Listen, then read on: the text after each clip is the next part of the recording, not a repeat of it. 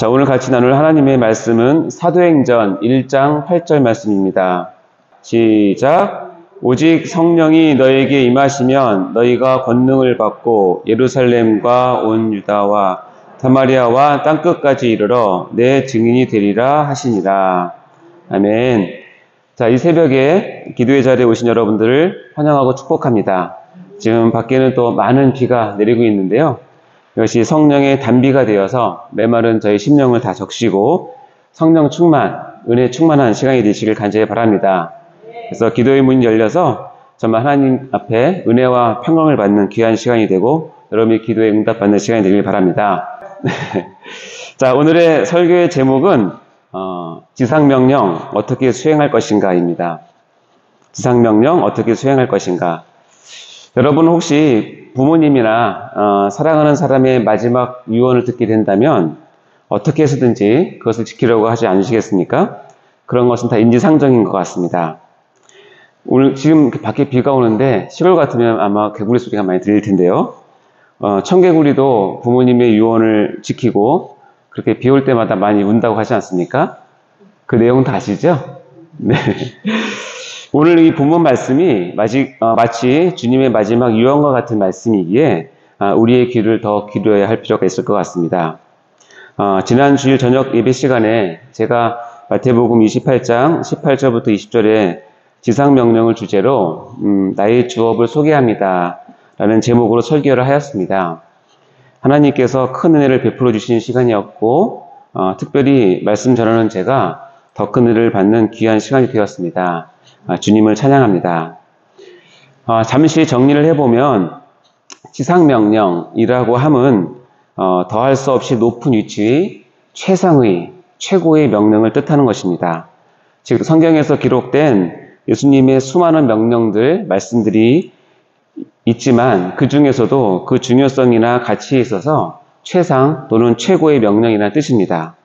그리고 이 엄중한 지상명령의 핵심은 바로 제자 삼기에 있다고 우리 같이 배웠습니다.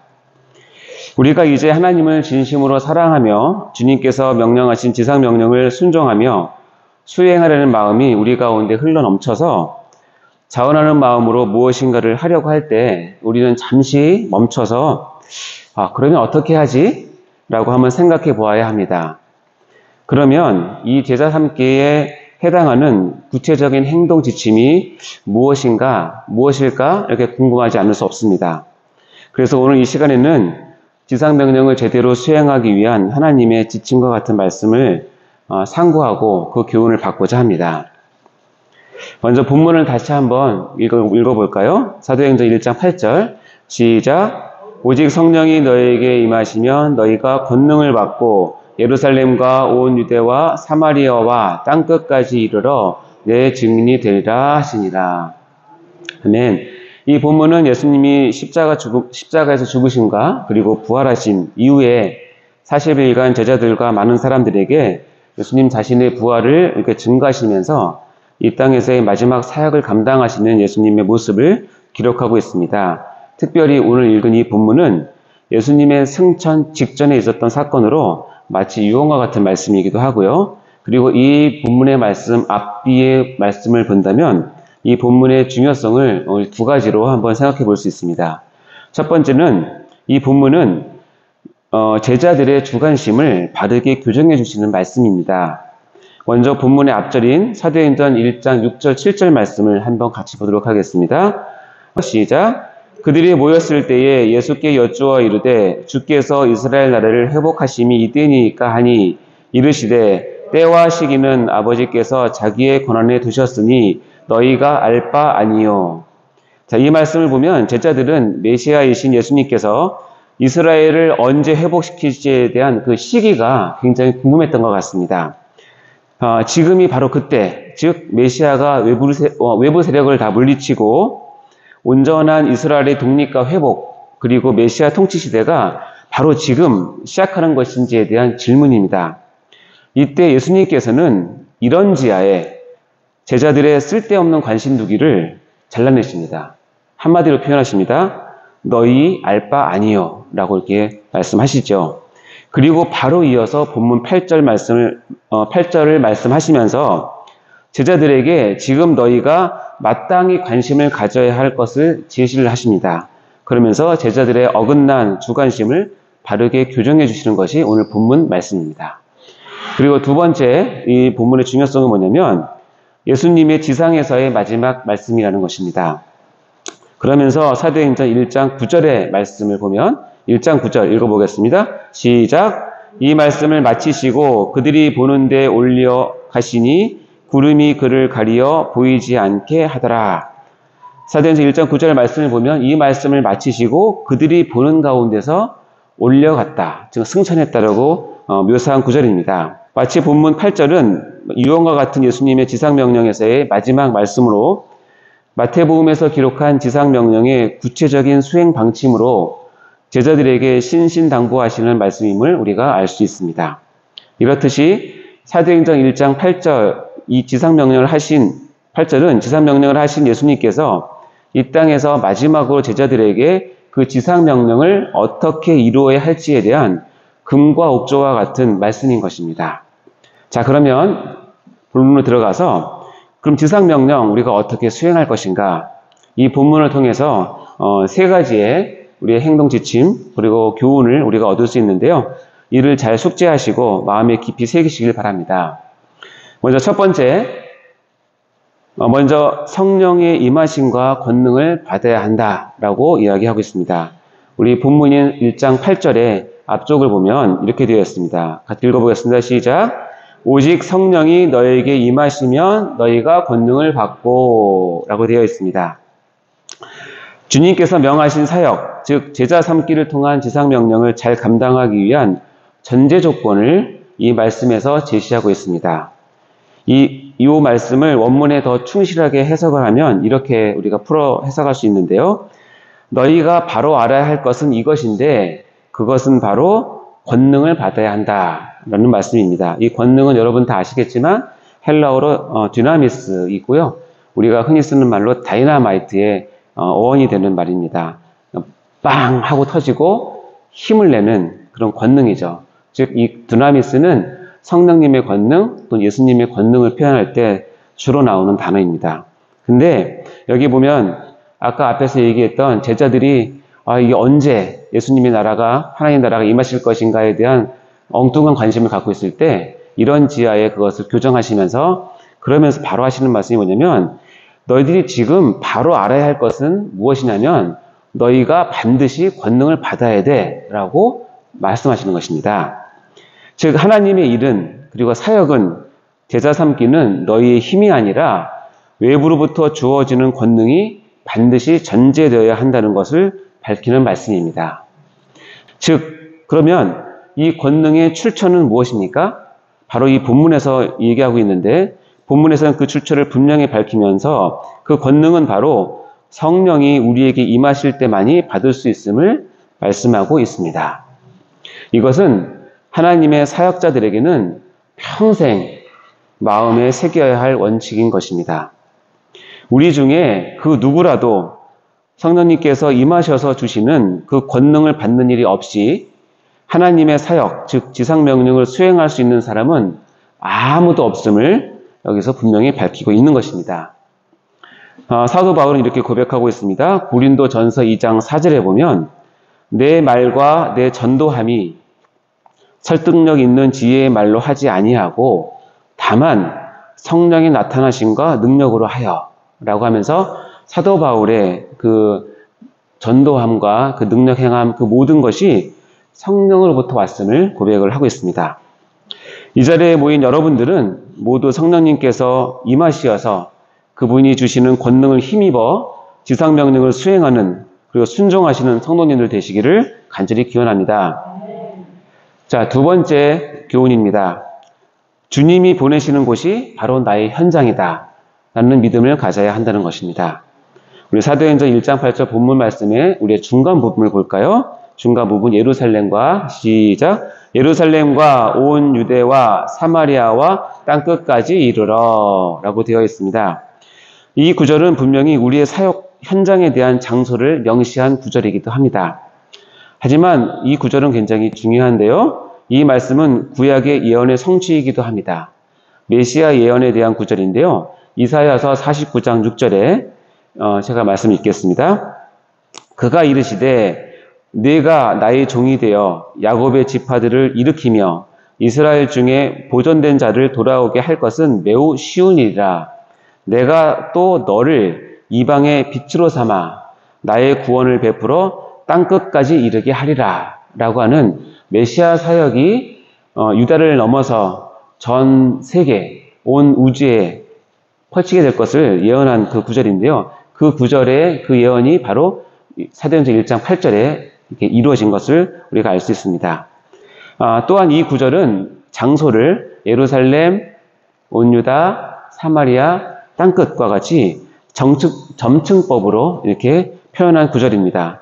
그래서 많은 분들이 주님의 복음이 바로 이 장소의 순서대로, 즉 가까운 곳에서 먼 곳으로, 좁은 곳에서 넓은 곳으로 나가야 한다고 설명하곤 합니다. 이러한 설명도 분명히 맞는 부분이 있습니다. 왜냐하면 사도행전의 시간의 흐름을 보면 분명히 이런 순서대로 진행되기도 합니다. 또한 우리가 가장 가까운 가족이나 친구, 동료들에 대해서 먼저 복음을 전하는 사역자의 자세를 강조하기도 합니다. 둘 다 맞다고 생각을 합니다. 그러나 본문을 좀 더 깊이 생각해 보면 또 다른 귀한 교훈과 원칙이 있음을 알 수 있습니다. 한번 설명해 보겠습니다. 우리가 이와 같이 A, B, C, D라고 하는 네 가지를 서술할 때 보통은 어떻게 서술을 하냐면 A, B, C, and D 이렇게 표현을 합니다.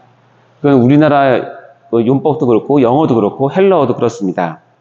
그러나 문법의 특수용법에서 이 A, B, C, D 각각이 각각 자신의 독특성과 개별성, 유효성을 가지고 이 네 가지가 모두 동등한 중요성을 가지고 있다고 강조를 할 때는 어떻게 표현하냐면 A and B and C and D 라고 표현하면서 등위 접속사인 and 우리 한글로는 뭐뭐와 또는 뭐뭐과가 각각 붙이게 됩니다. 이렇게 붙이면 이 네 가지가 동등한 중요성을 가진 각각의 개별성을 가진 독특한 영역임을 우리가 표현하는 것이죠.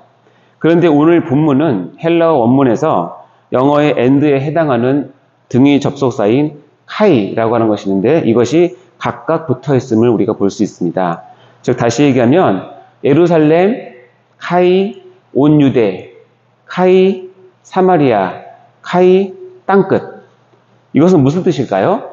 이 네 개 모두가 하나님 앞에서는 동등한 사역지의 현장이라는 뜻입니다. 어느 곳이 어느 곳보다 더 중요하다. 그런 것이 아니라 하나님 앞에서는 동등하게 중요한 사역자라는 것이죠. 따라서 우리는 우리의 대장 되시는 주님께서 우리를 어떤 곳에 세우시든지 그곳은 동일하게 또 동등한 중요성을 가진 우리의 사역지가 되는 것입니다. 그래서 우리는 주님께서 세우시는 그곳에서 각각 지상명령의 감당을 해야 함을 우리가 알 수 있습니다. 그것이 가정이든지 직장이든지 교회의 어느 한 부서이든지 해외에 나가서 선교를 하든지 어디든지 주님께서 부르신 곳은 주님 앞에서 동등한 중요성이 있음을 알고 그곳에서 사역을 감당하시고 지상명령을 수행하시는 성도 여러분 되시기를 간절히 바랍니다. 마지막 세 번째 교훈입니다. 우리는 예수의 증인이 되어야 하는 것입니다. 자, 우리 사도행전 1장 8절 마지막 부분을 한번 읽어볼까요? 시작. 내 증인이 되리라 하시니라. 그 사역의 현장에서, 그 사역이 어디든지 자기에게 주어진 사역의 현장에서 우리는 결국 예수의 증인으로 드러나야 한다는 것입니다. 자, 여러분은 혹시 증인과 변호인의 차이를 아십니까? 둘 다 어떤 사건에 대해서 다른 사람들에게 이야기하고 설명하고 알리는 역할을 합니다. 그러나 둘 사이에는 가장 큰 차이가 있습니다. 그것은 바로 그 사건의 현장에 실제로 있었는지 없었는지 차이입니다. 증인은 바로 그 사건의 현장에 있어서 그 사건을 실제로 보고 느끼고 경험한 사람입니다. 하지만 변호인은 그 사건의 현장에는 없었지만 여러 자료와 증거물을 수집해서 머릿속에서 이성적으로, 법률적으로 사건을 재구성해서 자신의 변호한 일에 맞도록 말을 준비한 사람입니다. 분명한 것은 예수님께서 우리에게 내 증인, 영어로 my witness가 되라고 명령하셨지 나의 변호사가 되어달라고 하지는 않으셨다는 것입니다. 즉 우리는 예수님께서 나에게 행하신 모든 구원의 현장을 직접 경험하고 참여하고 그래서 그 안에서 살아있고 생생한 간증을 통해서 예수님의 증인이 되어야 한다는 것입니다. 예수님을 변호하려고만 하지 마시고 예수님이 증인 되시기를 간절히 바랍니다. 여기에 쓰인 증인이라는 헬라어 마르투스는 자기가 직접 보고 들은 바를 확언하고 증언할 수 있는 자라는 뜻입니다. 그러나 한 가지 뜻이 여기 헬라어에는 더 있는데요. 바로 그것은 순교자라는 뜻을 포함하고 있습니다. 따라서 본문에서 증인이 된다라고 하는 말은 예수에 대해서 입으로 증거할 뿐만 아니라 자신의 삶과 온 생명을 다 바쳐서 증거하는 사람이라는 뜻입니다. 이것이 사도행전 20장 24절에 사도 바울의 고백에 고스란히 담겨 있는데요. 사도행전 20장 24절을 읽어드리겠습니다. 내가 달려갈 길과 주 예수께 받은 사명 곧 하나님의 은혜의 복음을 증언하는 일을 마치려 하면은 나의 생명조차 조금도 귀한 것으로 여기지 아니하노라 라고 사도 바울이 나는 증인임을 고백하는 것입니다. 자, 이제 설교를 마무리하려고 합니다. 우리가 하나님의 은혜로 인하여 죄사함을 얻고 구원받은 주의 백성이 되었다고 말하는 것은 다시 말하면 이제 예수님의 지상명령을 받은 자라는 뜻입니다. 이제 우리 마음 가운데서 감사와 감격으로 이 지상명령을 수행하고 순종하려는 뜨거운 헌신이 다 있으시길 바랍니다. 성도는 개인의 영광이 아니라 하나님의 영광을 위해 살아가는 사람들입니다. 다시 오실 예수 그리스도를 위해 부름받은 사람들로서 하나님의 은혜를 알리는 것이 우리의 사명임을 잊어서는 안 될 것입니다.